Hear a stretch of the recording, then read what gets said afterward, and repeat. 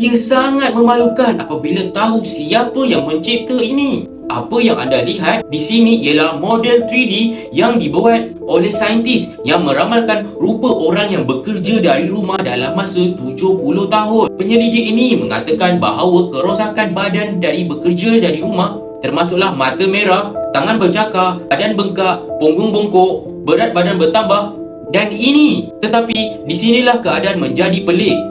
Kerana mengapa anda akan mendapatkan semua perubahan fizikal ini bekerja dari rumah, sedangkan benda yang sama akan berlaku jika anda bekerja di pejabat. Jadi, bila saya menyelidik siapa yang membuat kajian ini dan ia dibuat oleh syarikat yang bernama Furniture at Work, kerana setiap orang yang bekerja di rumah menyebabkan mereka hilang keuntungan, mereka pun melakukan propaganda licik ini dan memanggilnya sains. Nampaknya syarikat perabot pun pandai scam orang. Berhati-hatilah semua ya.